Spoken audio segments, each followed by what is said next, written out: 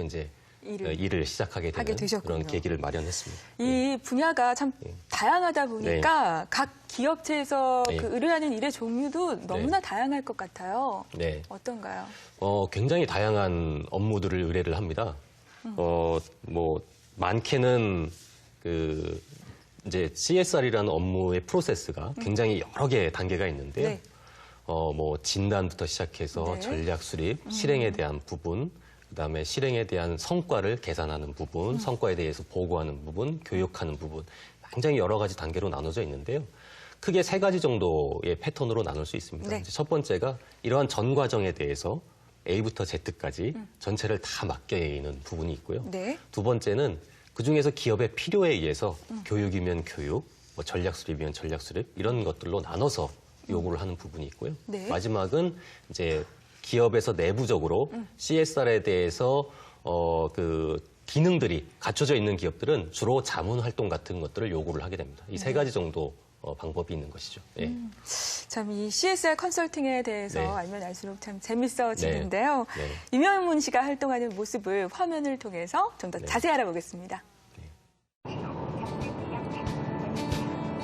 네, 지금 오늘 천안에 제가 컨설팅하는 기업에 컨설팅 자문 활동을 하기 위해서 가는 중입니다. CSR 컨설턴트 유명훈 씨는 아침부터 갈 길이 바쁘다. 회의를 위해 찾은 곳은 천안의 한 전선회사. 전기와 관련된 업체인 만큼 화재나 정전이 발생하면 일상생활에 큰 지장을 주기 마련. 사회적 책임 또한 클 수밖에 없다. 각 부서별 CSR의 추진 정도, 다시 말해 환경적인 부분, 임직원 처우에 대한 부분 등이 어떻게 이루어지고 있는지 평가하는 것이 컨설팅의 첫째 단계이다. 특히 영업 쪽은 우리 돈이 있고 돕는 부분들도 있어요. 기업이 행해야 할 구체적인 실행 계획을 짜기 위해선 진단 결과를 꼼꼼히 적어내야 한다.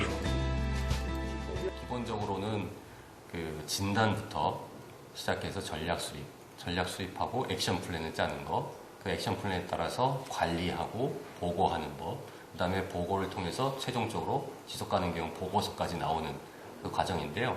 우리 JS전선은 그 전 과정을 다 같이 의뢰를 했다라고 보시면 됩니다. 기본 진단부터 최종 보고까지 총체적 부분을 의뢰받은 컨설턴트인 만큼 책임자 격인 기업 임원진과 진행 과정을 논의하는 것은 필수 과정.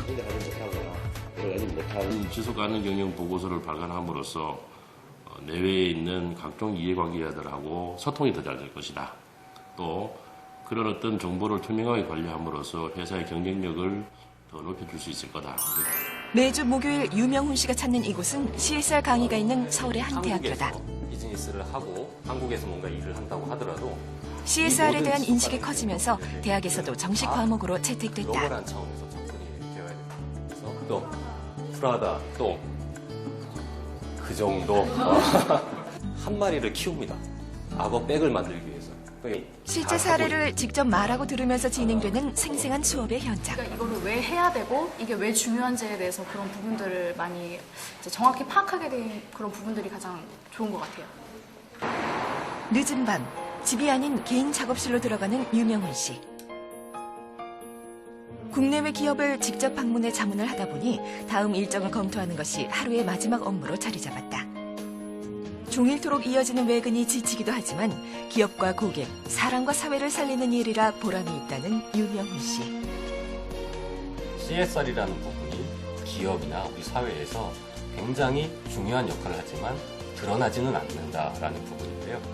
결국 CSR 활동을 안 했을 경우에 우리가 산소가 없는 것과 같은 똑같은 위기를 맞이할 수가 있다. 이런 의미에서 저는 CSR은 산소와 같은 존재다라고 말씀드리고 싶습니다. 기업의 경제적 가치와 더불어 사회, 환경, 윤리적 가치를 최대화시키는 조력자 CSR 컨설턴트. 기업 경영에 빠져서는 안 될 필수 전문가로 자리매김할 것이다. 우리나라에 CSR 컨설턴트로 활동하는 분이 어느 정도 있나요? 전체적으로 정확하게 몇 분 정도가 활동한다라고 말씀드리기는 어려울 것 같습니다. 아직까지 뭐 역사도 짧고 그렇게 많은 분들이 일을 하고 있지 않은데요. 실제로 CSR에 대해서 전문적으로 공부를 하고 이 분야에 전문적으로 지속적으로 일을 하시는 분들은 몇십 명에 불과할 것으로 판단이 됩니다. 네. 정말 그렇게 적은 수밖에 네. 없을 네. 정도로 지금 예. 우리나라에서는 아직 많이 정착이 되지 않았던 것 같은데 네. 컨설턴트가 되려면 네. 어떤 그런 방법이 있을까요? 뭐 여러 가지 방법이 있겠지만 네. 저는 한 3가지 정도를 좀 추천을 드리겠습니다. 첫 번째는 CSR 컨설팅에 대해서 그 공부를 해서 네. 뭐 석사나 박사 학위 같은 것들을 받음으로써 직접 CSR 컨설팅 회사에 컨설턴트로서 들어가는 방법이 있습니다. 네. 근데 뭐 아직까지는 우리나라에 CSR에 대해서 전문적으로 배울 수 있는 석사나 박사 과정이 만들어져 있지 않기 때문에 네. 대부분의 경우 해외에서 유학을 해야 되는 경우가 많이 있고요. 그렇다면 이제 한국에서는 어떻게 해야 되느냐?